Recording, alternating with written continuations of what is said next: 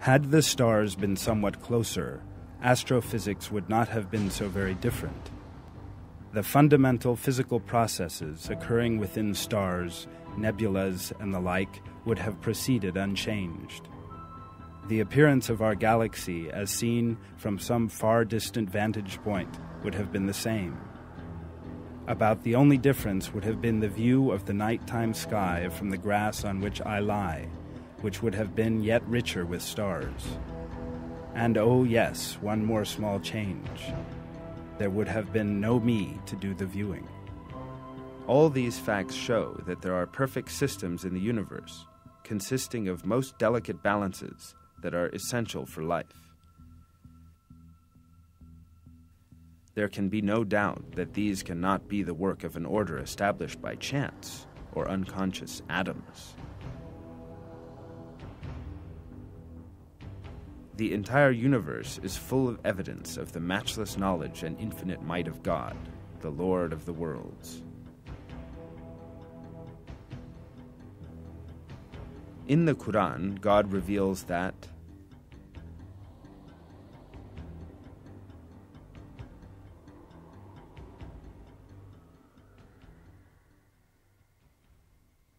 God, there is no God but Him, the living, the self-sustaining.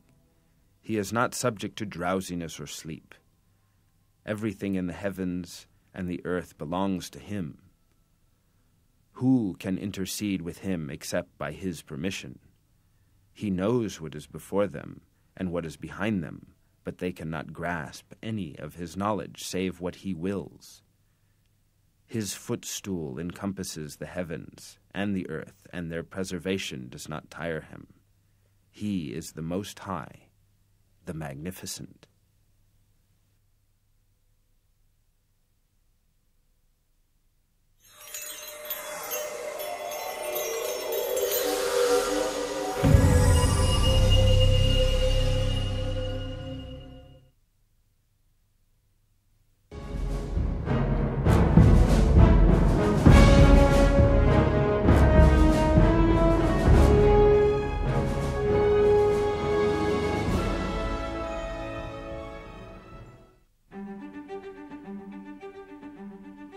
Flowers are such sweet-smelling natural wonders.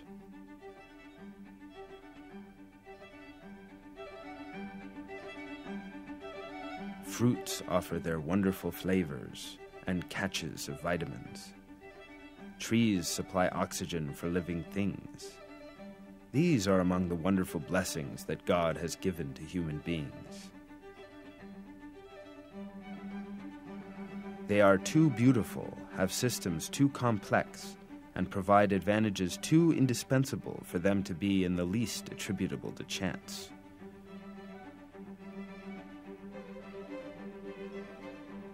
The tiny seeds you see contain 60 times more information than in all of the Encyclopedia Britannica.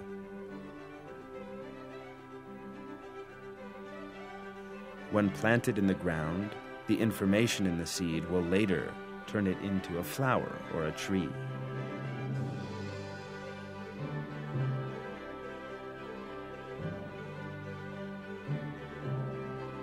From every seed emerges a plant different in taste, smell, color, and size than every other. Together, black soil and a small seed can produce colorful flowers, sweet-smelling aromas, and perfumed fruits. That is just one of the creative miracles of Almighty God. In the Quran, God says,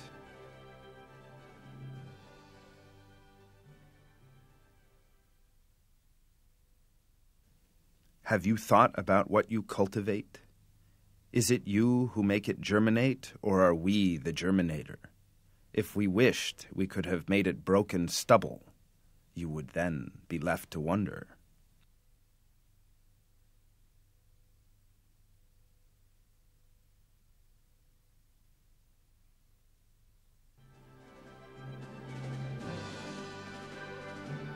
For millions of years, the countless varied plants on Earth have known what they must do and when they must do it, thanks to a program stored in their seeds, and they remember this program and carry it out without error. A peach tree never grows from a cherry pit, nor does a strawberry ever come from the seed, from a lemon tree. It is surely impossible for a piece of wood, with no brain, eyes, or intelligence, to put such a perfectly working program into operation by itself. The idea that this system can have been functioning perfectly for millions of years due to the success of chance occurrences is a fantasy that all sensible people will find ridiculous. It is God who creates plants. This fact is revealed in the Quran.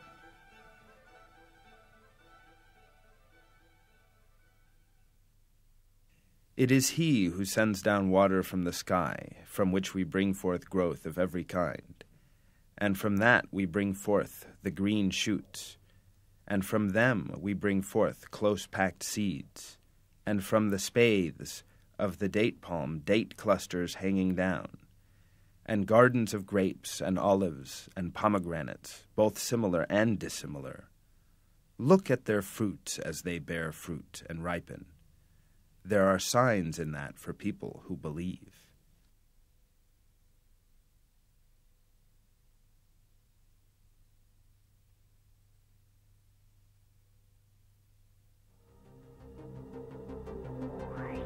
Millions of living things, each one of which is equipped with the most appropriate systems for its environment, the most appropriate for its needs.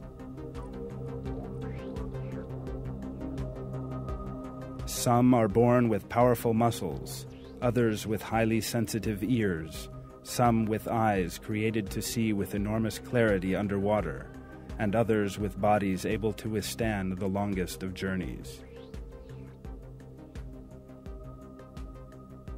So, who gave them the information they needed to prepare themselves for an environment they have never yet seen? How does a newborn land animal know that it needs lungs to be able to utilize the oxygen in the atmosphere? Or that a fish anticipate that it will need gills to use the oxygen dissolved in the water it swims in? How can birds realize they need lightweight skeletons in order to fly? That sea-going penguins need feathers coated in oil so as not to absorb water? That eagles need sharp eyes to see their prey from thousands of meters above the ground? That a woodpecker needs a special suspension system to protect its head from serious concussion? How could chance and unconscious atoms have created living things, those marvels of creation with such perfect features? Such a thing is, of course, completely impossible. It is God, the Lord of the worlds, who created living things with their marvelous systems, together with the favorable conditions that allow every living thing in the universe to grow and thrive. Professor Gary E. Parker was formerly an evolutionist, but like many other scientists, on the basis of research he did in paleontology and biology, he came to the conclusion that the theory of evolution was invalid. Here, he reveals his true thoughts about the variety of species. What spectacular variety we see among living things, both variation within kind and the stupendous number of different kinds. Most of us are awed by the spectacular variation in color, size, form, features, and function we see both within and among the incredible diversity of living things that grace our planet. Why so much variation? Darwin himself described the anxiety he experienced upon seeing the perfection in animals that invalidated his theory.